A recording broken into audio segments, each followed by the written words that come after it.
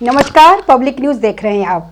दोस्तों, supreme court में एक रीट पिटीशन डाली गई राहुल गांधी के करीबी जयराम रमेश के द्वारा और उनके वकील थे कपिल सिब्बल। केस था पोस्ट फैक्टो इन्वायरमेंट क्लियरेंस का। फिर से सुप्रीम कोर्ट ने बहाल कर दिया था। उसको रोकने के लिए रीट पिटीशन दायर की गई। सुप्रीम कोर्ट के 3 जजों का फैसला था। इस फैसले के खिलाफ रीट पिटीशन सुप्रीम कोर्ट में डाला जयराम रमेश ने। दरअसल बहुत सारे एनजीओ गैंग या इस तरीके की पॉलिटिकल पार्टियां हैं जिनका इंटरेस्ट होता है कि किस तरीके से विकास के काम को रोका जाए। आपने देखा होगा कि कोई परियोजना बन रही हो तो एनजीओ अपना ढोल अपना डफली लेकर आ जाता है, वहां पहुंच जाता है, हल्ला गुल्ला मचाता है। अगर माल मिल गया तो ठीक, माल नहीं मिला तो फिर हल्ला गुल्ला मचाएगा। उसी तरीके का लगभग ये मामला था। दरअसल पोस्ट फैक्टो इन्वायरमेंट क्लियरेंस क्या है? बहुत सारी ऐसी परियोजना है जो बहुत लंबे समय से चल रही है, जैसे माइनिंग की, खनन की और भी बहुत सारी परियोजना है। खासकर माइनिंग वगैरह की जो परियोजना है बहुत पुरानी 50 साल, 70 साल, 80 साल। इसमें क्या होता है कि बहुत सारी परियोजनाओं के इन्वायरमेंटल क्लियरेंस नहीं है। तो अब 2 ही तरीका बचता है कि 2006 में जब इन्वायरमेंटल क्लियरेंस जरूरी हो गया, पर्यावरण मंजूरी जरूरी हो गई, तो इन परियोजनाओं को बंद कर दिया जाए। क्योंकि उसमें यह था कि जब तक पर्यावरण मंजूरी नहीं मिलेगी तब तक परियोजना नहीं चलेगी। अब उस परियोजना को बंद करके फिर उसके बाद क्लियरेंस लेकर के दूसरी परियोजना शुरू करने पर यह मत था कि उससे पर्यावरण का और ज़्यादा नुकसान होगा। तो पोस्ट फैक्टो इन्वायरमेंट क्लियरेंस लागू किया गया सरकार के द्वारा कि ऐसा है कि जो परियोजना चल रही है उसका भी इन्वायरमेंटल क्लियरेंस हो जाएगा, चलती हुई परियोजना का जिसका पहले से नहीं है।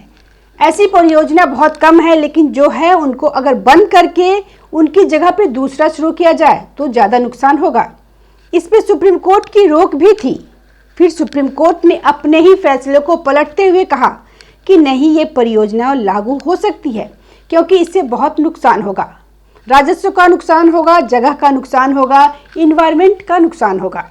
इसी को रोकने के लिए जयराम रमेश चले गए सुप्रीम कोर्ट। अब जब जयराम रमेश चले गए तो जमकर के सुप्रीम कोर्ट ने फटकार लगाई जयराम रमेश की और कपिल सिब्बल की भी।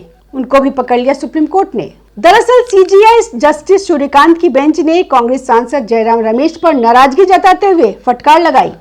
सीजीआई सूर्यकांत ने कहा कि भारी कीमत चुकाने के लिए तैयार रहे, हम इसके पीछे की साजिश जानते हैं। सुप्रीम कोर्ट में chief justice of India Suryakant और जस्टिस जॉय माल्या बागची की बेंच ने पूछा कि जब सुप्रीम कोर्ट ने वन शक्ति रिव्यू जजमेंट में एक्स पोस्ट फैक्टो ईसी पे यूनियन के ऑफिस मेमोरेंडम को मंजूरी दी है तो रीट पिटीशन कैसे फाइल की जा सकती है? इस सवाल के साथ ही सुप्रीम कोर्ट ने कांग्रेस सांसद और पूर्व मंत्री जयराम रमेश पर नाराजगी जताई।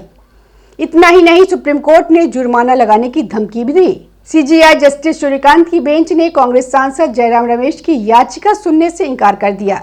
अच्छा, मसला क्या था? जब सुप्रीम कोर्ट की 2 जज, 3 जज, 5 जज, 7 जज या संवैधानिक बेंच या सामान्य बेंच कोई फैसला दे देती है तो फिर उसके खिलाफ रीट पिटीशन नहीं पड़ती है। अब सोचिए, इतने बड़े वकील हैं कपिल सिब्बल, उनको यह सामान्य कानूनी प्रक्रिया नहीं पता है कि जब जजमेंट आ जाता है तो सुप्रीम कोर्ट से तो रीट पिटीशन नहीं पड़ती है, फिर क्या पड़ता है? तो उसके लिए रिव्यू पिटीशन पड़ती है। रिव्यू पिटीशन और रीट पिटीशन बिल्कुल अलग अलग है। यानी कि आप सुप्रीम कोर्ट के फैसले के खिलाफ ही सुप्रीम कोर्ट में चले गए हैं। आप सुप्रीम कोर्ट के फैसले के खिलाफ रिव्यू में जा सकते हैं कि 2 जजों ने फैसला दिया, 3 जजों ने फैसला दिया, उसको फिर से रिव्यू किया जाए। यह फैसला संभवतः गलत हो तो रिव्यू में नहीं गए हैं, रीट में गए। इससे सीजीआई भड़क गए। मतलब क्या कानून का मजाक बना रखा है? बता दें कि मई 2025 में सुप्रीम कोर्ट ने 2017 के नोटिफिकेशन और 2021 के ओएम को रद्द कर दिया।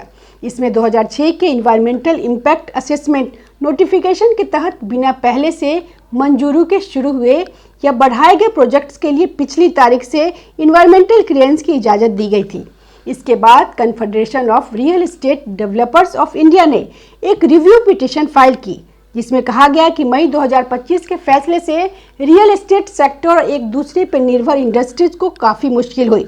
नवंबर 2025 में उस समय के सीजीआई बीआर गवई और जस्टिस उज्जवल भुवान और के विनोद चंद्रन वाली 3 जजों की बेंच ने बहुमत से रिव्यू पिटीशन को मंजूरी दे दी, जिससे एक्स पोस्ट फैक्टो ईसीएस देने का सिस्टम फिर से शुरू हो गया। धन्यवाद। वीडियो को लाइक कीजिए, शेयर कीजिए और चैनल को सब्सक्राइब जरूर कीजिए। ताज़ा खबरों से जुड़े रहने के लिए हमारे चैनल को सब्सक्राइब करें और बेल आइकन को दबाना ना भूलें ताकि हर खबर की नोटिफिकेशन आपको मिलती रहे।